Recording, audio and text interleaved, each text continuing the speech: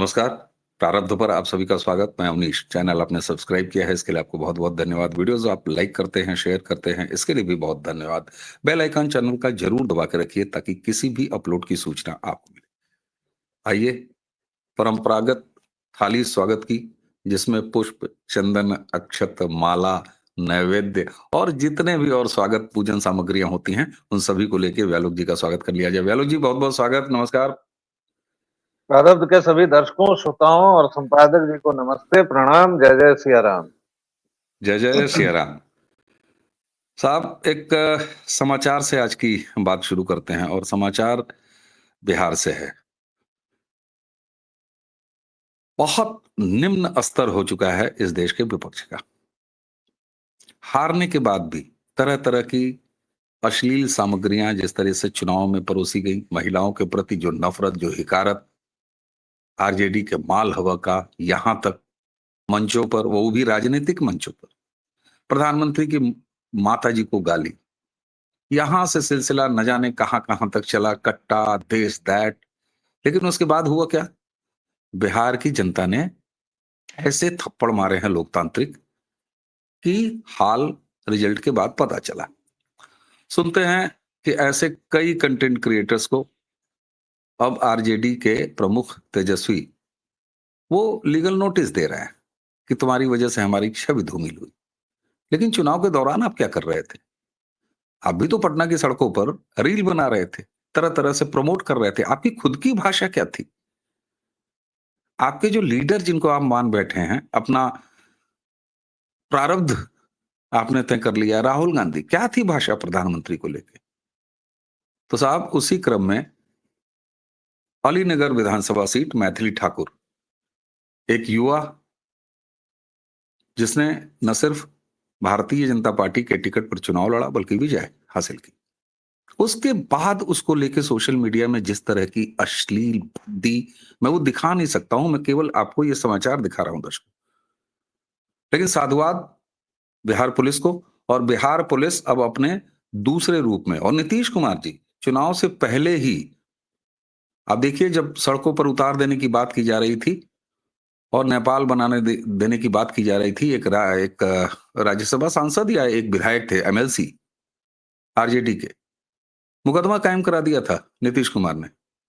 तो नीतीश कुमार जी भी एक बदले तेवर में दिखाई दे रहे हैं। बहुत सारे लोगों को ये लग रहा है कि अरे साहब, होम उनके पास नहीं है तो क्या होगा, कैसे होगा। लेकिन साधुवाद बिहार पुलिस को, बिहार की बेटी मैथिली ठाकुर, उसके ऊपर, और प्रधानमंत्री जी को लेके आप सबने देखा होगा, नहीं तो गूगल कर लीजिए, मैं दिखाऊंगा नहीं,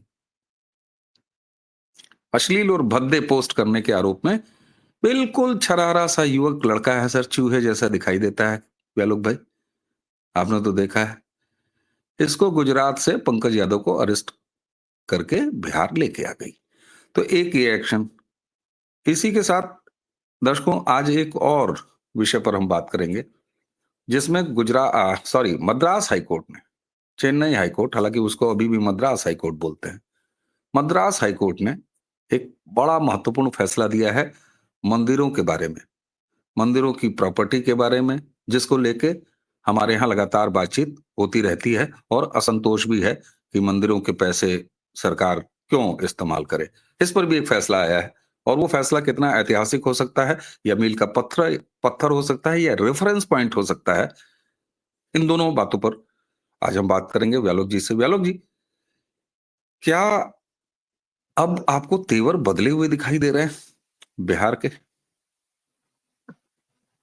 नहीं, बिहार के तेवर हमेशा से ऐसे ही थे। ऐसा कुछ नहीं है कि ये हम्म, कोई बहुत पहली बार हो रहा है। आपने जो बात कही है हम्म, उसको दरअसल दो तीन सिरों से देखना चाहिए। पहली बात कि बिहार में ऐसा कुछ भी नया नहीं हो रहा है जो सम्राट चौधरी आए हैं और अचानक कर रहे हैं, या गृह मंत्रालय भाजपा के पास चला आया है तो तेवर दिख रहा है। हालांकि मेन स्ट्रीम तथाकथित मीडिया ने वही लिखना शुरू कर दिया है जो ऐसे मौकों पर लिखा जाता है।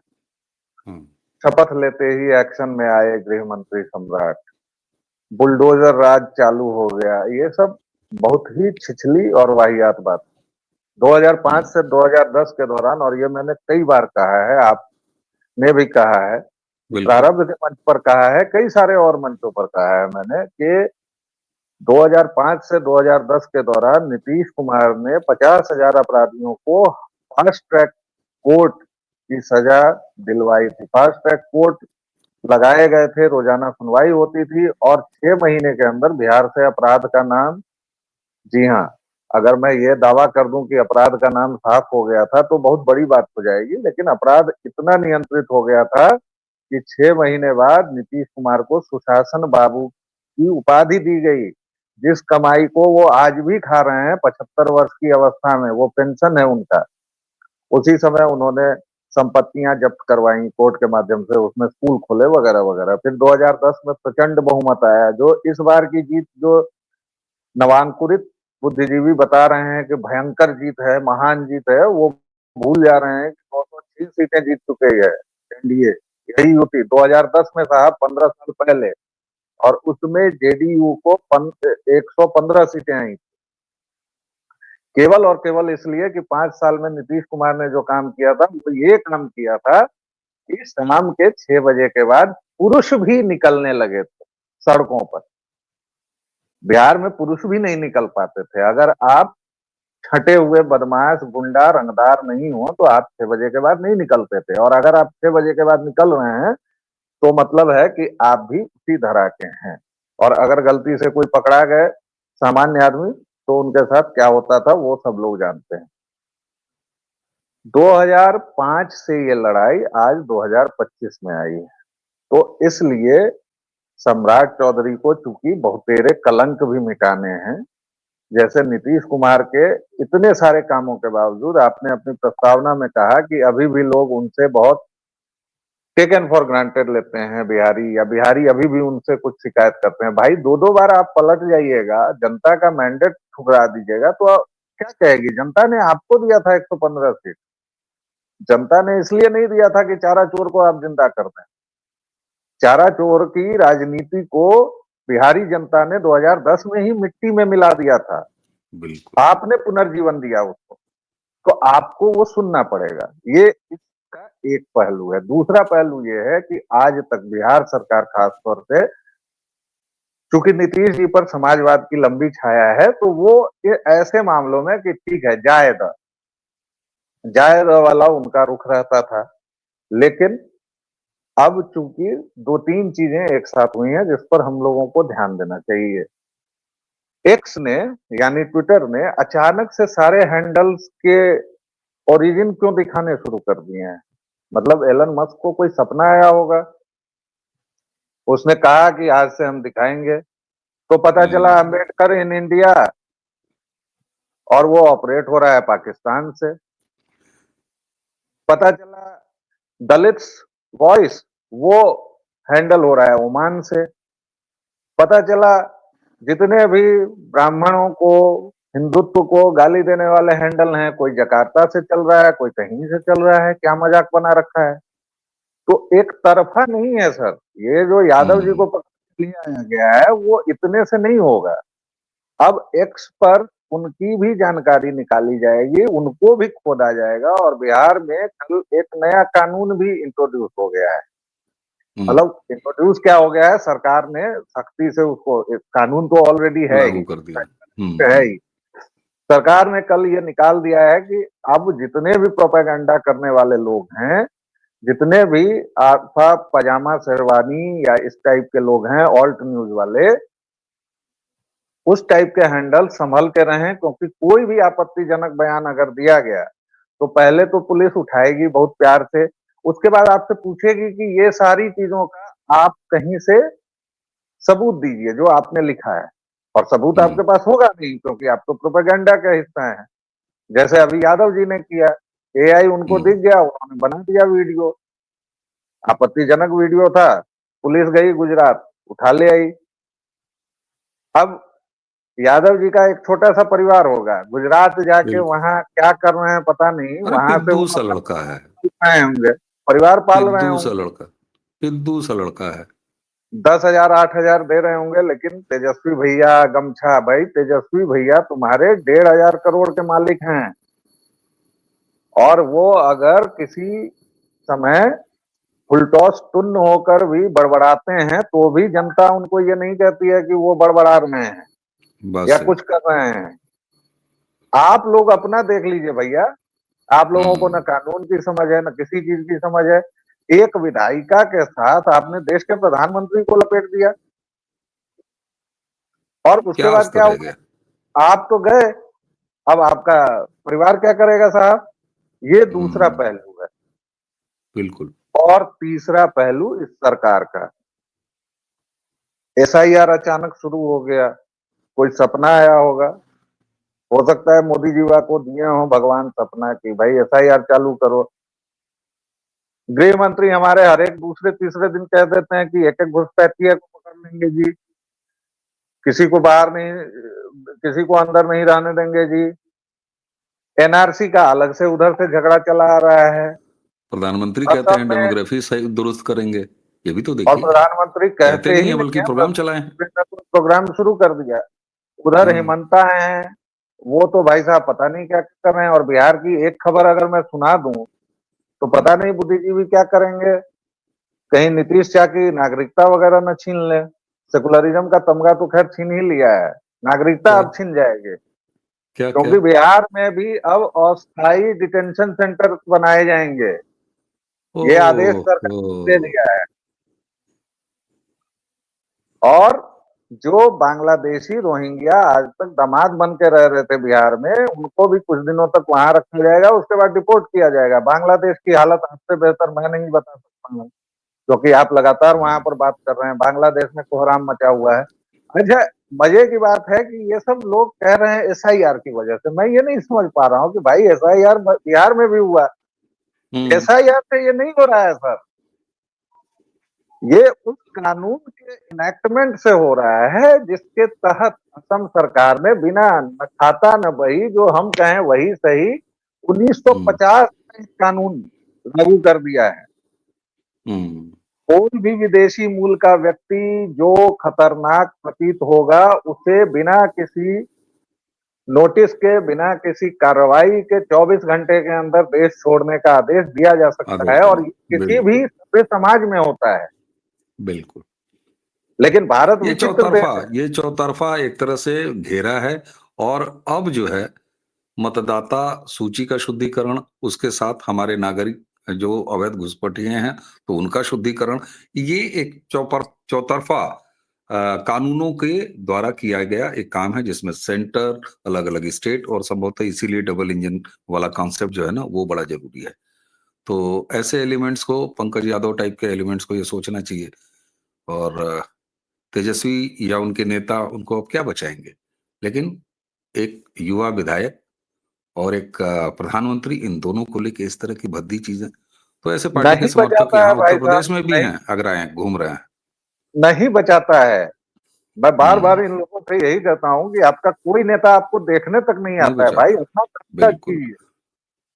बिल्कुल। और तो नकार देते हैं कि ये पार्टी से संबंध ही नहीं है। अच्छा आलोक जी, अब दूसरी खबर की तरफ चलते हैं, जो कि बड़ा महत्वपूर्ण मुझे लगता है। अब आप बताएंगे कि कितना महत्वपूर्ण है या मैं फालतू में अगरा रहा हूं। दरअसल दर्शकों, मद्रास हाईकोर्ट ने मंदिर के पैसे से मैरिज हॉल बनाने के एक सरकारी आदेश को रद्द कर दिया। तमिलनाडु कोर्ट ने कहा कि मंदिर के पैसे को किसी सार्वजनिक या सरकारी पैसे के तौर पर नहीं देखा जाना चाहिए। मद्रास हाईकोर्ट की मदुरई पीठ का यह फैसला आया, और उसने कहा कि मंदिर का पैसा केवल भगवान का पैसा होता है। ध्यान से सुनिएगा, इसका इस्तेमाल सरकारी काम में नहीं किया जा सकता। हाईकोर्ट ने इससे आगे भी कहा, और हाईकोर्ट की दो जजेस की बेंच, जस्टिस एस.एम. सुब्रमण्यम और जस्टिस जी अरुण मुरुगन की खंडपीठ ने कहा कि मंदिरों को अर्पित की गई धनराशि और दान की गई संपत्ति देवता की होती है, इसलिए देवता ही इसके असली मालिक हैं। कोर्ट ने कहा कि मंदिर लाभ कमाने वाली संस्थाएं नहीं है, और इसलिए उनका धन हिंदू धार्मिक एवं धर्मार्थ बंदोबस्ती, HR&CE, एक प्रोविजन है, अधिनियम की विभिन्न धाराओं में उल्लेखित वैधानिक उद्देश्यों के दायरे में ही रहना चाहिए। यानी मंदिर का पैसा, भक्तों का पैसा मंदिर का है, भगवान का है। आप इससे सड़क, नाली, खड़ंजा, शादी घर, विवाह घर ये नहीं बनवा सकते। व्यालोक जी, मैं इसे एक ऐसे रेफरेंस पॉइंट के रूप में देख रहा हूं जहां मंदिरों पर सरकारी नियंत्रण, इसको आगे चैलेंज किया जा सकता है। क्या आपको ऐसा लगता है, या ये मेरा बड़बोलापन है? व्यालोक जी। देखिए सर, मंदिरों के ऊपर ये पहला कोई मद्रास हाई कोर्ट ने फैसला नहीं दिया है। इसके पहले भी कई बार जो हमारे यहाँ के छोटी मोटी दुकानें हैं न्यायालयों की, यानी जिनको मैं हाई कोर्ट लोग कहते हैं, मैं उनको छोटी मोटी दुकानें कहता हूँ, राज्य स्तरीय दुकानें जो हैं उसमें से कई ने ये दिया है। जैसे यहाँ तक कि सुप्रीम कोर्ट ने अभी बांके बिहारी मंदिर का मामला चल रहा था 2025 का, उसमें सीधे उसने पूछा है कि देश भर में कितने मंदिरों का प्रशासन सरकार ने कानून के जरिए अपने हाथ में लिया है। अब इससे हास्यास्पद बात क्या हो सकती है? सुप्रीम कोर्ट को पता नहीं है कि उसी संसद ने एक कानून बना के हिंदुओं को इस देश में 10वें दर्जे का नागरिक बनाया है। ये कैसा वाहियात प्रश्न है? भाई हमारा कोई मंदिर हमारा नहीं है। छोटे से छोटे कस्बे में आप जाएं और वहां का मंदिर अगर आप देखेंगे तो वो राज्य सरकारें अपने नियंत्रण में लेकर चल जाती हैं। कम से कम बिहार में तो मैं यही जानता हूँ और यही देखता हूँ। जाले जैसे छोटे कस्बे में एक मंदिर है, उस पर बड़े बड़े सुनहरे अक्षरों में लिखा हुआ है कि यह मंदिर राज्य धार्मिक नियंत्रण बोर्ड वगैरह के कब्जे में है। वहां के पुजारी जी को एक पैसा अगर ले लेंगे, 10 रुपए, ये भी कांड हो चुका है ना कि हुंडी से किसी पुजारी ने ले लिया दक्षिण में तो उन पर मुकदमा चल गया। बकवास बना रखा है और जबरदस्ती ये मद्रास हाई कोर्ट वो जले पर नमक छिड़कने आ रही है। काहे की खुशी? हमारे मंदिर हमको दो यार, इसमें बहस क्या करनी है? बेकार बात। नहीं नहीं, मैं तुमने किसी किसी खुशी, तुमने किसी व्यालोक जी, मैं तुमने किसी सर, मैं एक सेकंड। सुप्रीम कोर्ट ने किसी दरगाह पर, किसी गुरुद्वारे पर, किसी चर्च पर औकात है इन लोगों की? औकात, हैसियत, हिम्मत? सुप्रीम कोर्ट के तमाम तवलची जो हैं वो एक शब्द बोल सकते हैं इन पर? हम्म अभी जो निवर्तमान justice, chief justice of India गए हैं गवई, उन्होंने हमारे आराध्य विष्णु भगवान पर क्या बोला और हंसते हुए रहे। एक जूता भी ढंग से नहीं लगा उस आदमी को, है? हम्म हम्म हम्म और अगले दिन दरगाह की पिटीशन आई है तो एएसआई को उसी व्यक्ति ने निर्देशित किया है। इसको दोगलापन नहीं कहेंगे तो और क्या कहेंगे? मुझे केवल इतना जानना है। एकदम सही बात है, और हम किसी खुशी की मैं बात भी नहीं कर रहा, लेकिन हकीकत ये भी है कि हम सुबह दोपहर शाम रात को सोते समय एक वीडियो, 100 वीडियो, 1000 वीडियो, मंच सजाएं, कॉन्फ्रेंसेस करें और स्टेज सजाएं और गरियाते रहें, कोसते रहें। नहीं उससे सर, हासिल क्या होगा? एक मिनट, मैं उससे केवल हासिल क्या होगा? बैलो जी, एक सेकंड, उससे आखिर क्या हासिल होगा? मैं जब इस तरह की बातें करता हूं तो मेरा नजरिया ये होता है, मेरा दृष्टिकोण ये होता है कि आपको मौजूदा नियम कानून के तहत कुछ हासिल करना अगर है तो उसको इस हिसाब से करके देखिए। लोग कहते हैं मुसलमान ये मुसलमान, क्या मैं बार बार कहता हूं, क्या करिएगा?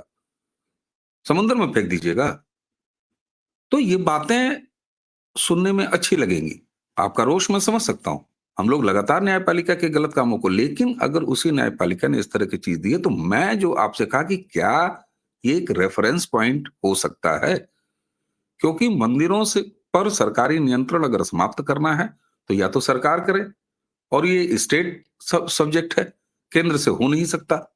या तो केंद्र कोई कानून बनाए जिसको कहे कि नहीं, वो जो 6 शेड्यूल होता है कि नहीं, आपको अप्लाई करना ही पड़ेगा हर स्टेट को, तो या तो ये तरीका है, और नहीं तो कोर्ट से आदेश लेके आए। ऐसे बहुत सारे वकील हैं, जैन साहब हैं, जैन साहब के पुत्र हैं, आडकर साहब हैं, मैं लगातार बात करता हूं। तो या तो ऐसे लोग कोर्ट जाएं और लेके आए। तो उस लिहाज से मैं पूछ रहा था कि क्या जी, मद्रास हाईकोर्ट का ये फैसला एक रेफरेंस पॉइंट हो सकता है, या इस देश की जुडिशरी में इस तरह की अब एक नई बदलाव दिखाई दे रही है जिसको कैपिटलाइज किया जा सकता है? राष्ट्रवादी वकील हों, हिंदू पक्ष के लोग हों, ऑर्गेनाइजेशंस हों। जी, मैं सर, इस लिहाज से आपकी कह रहा हूं। आपकी जो बात और जो आप जिधर ले जाना चाहते हैं वो तो बहुत अच्छी बात है कि ठीक है, और ऐसा रेफरेंस पॉइंट 4 है मेरे पास। सुप्रीम कोर्ट का मैंने बताया, केरल हाई कोर्ट ने सबरीमाला, सोचिए 2-3 दिन पहले की वो तस्वीरें याद कीजिए जहां हिंदुओं की दुर्दशा ये केरल की निकम्मी वामपंथी जहर से भरी क्रिश्चियन सरकार कर रही है। उस सबरीमाला के ऊपर भी केरल हाईकोर्ट ने कहा है कि मंदिर प्रशासन और भक्तों की आस्था के अधिकार हैं उनको बचाया जाए। ये केरल हाई अरे कोर्ट का है। उसमें तो वो वामपंथी नेता जो है अरेस्ट भी हुआ है साहब। जी, जिसने हाँ, पूरा गोल्ड वहां का चुरा लिया। माली लूट लिया Karnataka gold. Karnataka high court ने भी मंदिरों की संपत्ति के उपयोग पर ये बयान दिया है, ये फैसला दिया है कि सरकार हाँ, पारदर्शिता और धार्मिक उद्देश्य सुनिश्चित करे। अभी आप जो मद्रास हाई कोर्ट की बता रहे हैं उसमें एक दो नहीं 63 कम्युनिटी बिल्डिंग बनाने जा रही थी सरकार, और ऊपर कोर्ट ने कहा कि नहीं, ये बाबूजी का माल नहीं है, मैं कोई वही कह हिंदू रहा हूं। है तो अब देने तो। इन फैसलों को कैपिटलाइज किया जा जी, सकता है, ऐसी एक संभावना जिससे कि कुछ अब हासिल हो। अब वही मैं बोल रहा हूँ, मैं बार बार वही हाँ, बोलता हूँ कि ये जो हाँ, कोठे हैं इनके विभिन्न तबलची समय समय पर एक इस तरह का राग अलापते हैं ताकि हिंदू समाज इसमें फंसे और उसको लगे कि नहीं, कोर्ट वाले तो यार बड़ा अच्छा सब बोल रहे हैं। किया किसने है? तुम ही ने किया है ना ये सब बवाल, तुम ही लोगों ने तो किया है। हिंदुओं को एक शब्द में दे दो उनके, नहीं, या तो नहीं, सरकार नहीं, नहीं, या जो नहीं, भी नहीं, दे। ये बताइए। एक मिनट, एक मिनट। आप जब कहते हैं कि किया किसने है, तुम ही ने न किया है, क्या भारत में के मंदिरों पर सरकारी नियंत्रण ये कानून के तहत हुआ है, या किसी कोर्ट ने ये दिया था कि आज से इस समय से सारे नियंत्रण सरकार के हाथ में चले जाएंगे? दुर्घटनावश हिंदू भारत के प्रथम प्रधानमंत्री ने कानून बनाकर, जिस एचआरसीई का आप जिक्र कर रहे हैं, ये लहरू की विरासत है। ठीक बात, हाँ, उसने हाँ, कर दिया, उसने हमें 10वें दर्जे का नागरिक बनाया। लेकिन ये कोठे वाले जो कभी दही हांडी की लंबाई नापते हैं, कभी वो सबरीमाला पर टिप्पणी करते हैं, आज तक इनसे हाजी अली की दरगाह पर तो टिप्पणी नहीं हुई। मैं बार बार वही बात छोड़ दीजिए, कहूंगा। भाड़ में तो जाए हाजी दोनों अली की का है, दरगाह। तो दोनों मैं का इनको, है। व्यालोक भाई, व्यालोक भाई, हम क्यों पड़े इनके चक्कर में? हमें अपना देखना है। शर्मा जी को अपना घर देखना है, वर्मा जी के घर पे क्या हो रहा है क्या नहीं हो रहा, भाड़ में जाए तुम्हारे आज लिए। हम इनको चैलेंज नहीं, हम मैं बार बार ये कह रहा हूं कि आप क्या संभावना देखते हैं कि इस तरह के, हमने एक गिनाया आज, आप कह रहे हैं कि आपके पास 4 हैं, बिल्कुल हैं। अभी सबरीमाला वाला भी है, केरल का है, तमाम चीजें हैं। अब क्या ऑर्गेनाइजेशंस, हिंदू ऑर्गेनाइजेशन, मैं कहता हूं ठीक है सरकार नहीं कर रही है, नेहरू का कानून ढो रही है, तो हम भी तो कुछ उखाड़े एक समाज के तौर पर। अगर इस तरह के फैसले हैं तो राष्ट्रवादी वकील हों, हिंदूवादी वकील हों, या ऑर्गेनाइजेशंस हों, ये जा सकती हैं नहीं जा सकती हैं? सर हम लोग जा रहे हैं, ऐसा हाँ, थोड़े है कि मंदिरों के ऊपर ये हाई कोर्ट है के मतलब श्रीमानों को अचानक से ब्रह्म ज्ञान हुआ है ना। जब मैं जनता ने वही कह डिसिप्लिन रहा लेके दौड़ना हूं। शुरू किया है तब इन लोगों को ब्रह्म ज्ञान हुआ है सर। ये ऐसा ये नहीं है, बात जब चीफ जस्टिस ऑफ इंडिया पर जब जूता उछाल दिया गया है तब उनको ज्ञान हो रहा है कि वो बौद्धिस्ट हैं कि कौन है कि क्या किए हैं। मैंने स्वदेशीकरण किया है, शर्म नहीं आती है? आप चुल्लू भर पानी में डूब नहीं गए कभी साहब? वहीं पर मर नहीं गए? स्वदेशीकरण किया है आपने। जिस सुप्रीम हम्म, कोर्ट में मैं अगर चाहूं तो हिंदी का एक शब्द भी अगर लिख दूं तो आप मेरी पिटीशन खारिज कर देंगे। क्या बात करते हैं यार? ये दबाव बना दबाव। रहना चाहिए और बहुत हम्म, अधिक बना रहना मैं इसी चाहिए। इन पॉइंट लोगों मैं को, इसी पॉइंट को जनता को समझना होगा, और इसीलिए ये 8-10 जो चंपक हैं इस तरह का बयान दे रहे हैं। और ये ठीक बयान बात। बना चाहिए, हमारी सरकार पर भी ये दबाव बने कि आप यस, हिंदुओं के मन लौटाओ। बिल्कुल, पैसा बिल्कुल, इतना मेरा है ना सर मेरी कि उम्मीद कोई यही थी। सरकार इसको नहीं चाह रही है। पैसा बहुत ज्यादा है ना मंदिरों के पास, इसलिए सब मेरी, इसको लूट रहे बिल्कुल, बिल्कुल, मेरा भी दृष्टिकोण यही कि साहब, आपके ऊपर दबाव बना रहना चाहिए, सरकार के ऊपर दबाव बना रहना चाहिए। इसीलिए मैं 2014 से वो कल्चरल रेवोल्यूशन की बात क्यों करता हूं, इसीलिए कहता हूं कि हम ही आपका दबाव है ना, कि खिड़कियां खोल हैं। के अब बिल्कुल है। बाहर की हवा अंदर जा रही है, वरना तो हमारा कोई पूछने वाला भी नहीं था। लेकिन अब इस तरह के फैसले अगर अदालतों से आ रहे हैं, तो अब हमारे प्रबुद्ध जनों को, हमारे धर्म गुरुओं को, धार्मिक बड़ी संस्थाओं को, बड़े वकीलों को, और ऐसे लोग कर रहे हैं। मैं भी प्रारब्ध के इसी मंच पर हरिशंकर जैन साहब, आडकर साहब, इन तमाम लोगों से जब बात करता हूं तो ये लोग मुकदमे लड़ रहे हैं। अमिता सचदेवा मैम, ये लोग निस्वार्थ भाव से मुकदमे लड़ रहे हैं, किसी सरकार ने नहीं किया है इनके लिए। कई ऐसी ऑर्गेनाइजेशंस हैं जो मेरे संपर्क में हैं। दर्शकों, आपने देखा होगा, मैंने वीडियोस भी किए हैं उनके साथ, चर्चाएं भी की हैं, बहुत जल्द चर्चा लेके भी आऊंगा। सवाल ये होता है कि अब सरकारों को भी चेतना चाहिए। हमें इससे मतलब नहीं है कि सेंट्रल के दायरे में क्या आता है, स्टेट के दायरे में आता है, ये सब निपटाना आपका काम है। मैं तो ये कहता हूं उत्तर प्रदेश से ही शुरू हो जाए। भाई नरेंद्र मोदी फेल है, कोई बात नहीं, हम बाबा जी आपसे अपेक्षा है, आप ही शुरुआत कर दीजिए। कोई हाँ शुरुआत बिल्कुल। कर दे, एक नजीर आ जाए, एक उदाहरण आ जाए, एक नया रास्ता खुल जाए, एक लीक खुल जाए। आखिर उत्तराखंड में सरकार ने किया ना, उत्तर प्रदेश में इनिशिएट हुआ ना।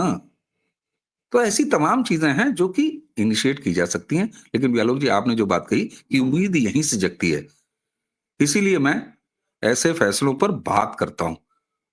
कितने चैनलों पर दर्शकों आपने इस फैसले को लेकर बात सुना होगा, कोसने के लिए सब बैठे हैं।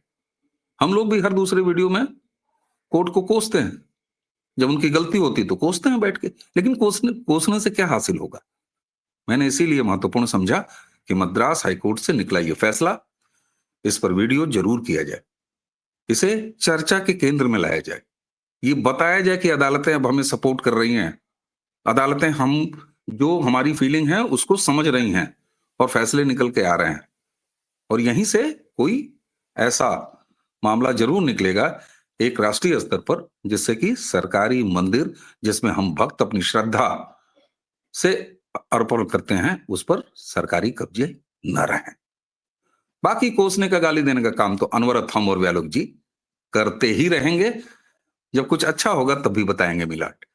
लेकिन अभी आपको बहुत सुधरना बाकी है, सरकार जी आपको भी सुनना बाकी है। व्यालोक जी, अंतिम टिप्पणी आपकी प्लीज। अंतिम टिप्पणी से पहले एक भूल सुधार, मैंने उत्साह में बिहार का डिटेंशन सेंटर बोल दिया था, वो योगी आदित्यनाथ की सरकार ने डिटेंशन सेंटर खोला है। तो मेरा बिहार तो चूंकि लखनऊ तक है, तो वो जल्दी ही हवा यहाँ आ जाएगी, बिहार में भी चलिए, डिटेंशन सेंटर खुलेंगे, ये मुझे पक्का पता है। तो दर्शकों, उससे अंतिम टिप्पणी यही है सर कि राजनीति से नहीं, मेरा अब तक के जीवन का सार है कि देश और समाज राजनीति से नहीं समाज से बदलेगा। एक क्रांति की बात आप करते हैं, दूसरी क्रांति की बात मैं करता हूं कि उस क्रांति को अभी बहुत आगे जाना है, जब यहाँ के सारे हमारे जनता के जितने नौकर हैं, चाहे वो जुडिशरी हो, चाहे वो एग्जीक्यूटिव हो, चाहे वो लेजिस्लेटिव हो, ये सब हमारे नौकर हैं और बिल्कुल इनको इनकी बात समझनी चाहिए। ये हमारे लिए काम कर रहे हैं, दबाव बनाए रहिए जी। बिल्कुल, दबाव बनाए रहिए, दबाव बना रहे। और ये दबाव तभी बनता है जब सरकारें भी लगातार आपके मुताबिक हों और लगातार कंटिन्यू करें। दर्शकों, हमें उम्मीद है कि दो अलग अलग घटना, एक बिहार से जुड़ी अभद्र भद्दी, जो कि उत्तर प्रदेश में भी समाजवादी पार्टी का जो इकोसिस्टम है वो दोहरा रहा है। बिहार से उन्होंने कुछ नहीं सीखा है, अखिलेश यादव ने कुछ नहीं सीखा है, उनके लोगों ने कुछ नहीं सीखा। दूसरी तरफ मंदिरों पर सरकारी कब्जा, उसको लेके अब एक माहौल बनाने की आवश्यकता है। इन दो बिंदुओं को हमने एक साथ एक वीडियो में चर्चा किया। व्यालोक जी के साथ कैसी रही चर्चा आप बताएंगे। वीडियो को आप लाइक करते हैं, शेयर करते हैं, चैनल को सब्सक्राइब करते हैं, इसके लिए बहुत बहुत धन्यवाद। आज की चर्चा अब यहीं समाप्त करेंगे। मुझे यानी अवनीश और व्यालोक जी दोनों को आज्ञा दीजिए। नमस्कार, प्रणाम, जय जय श्री राम। जय श्री राम।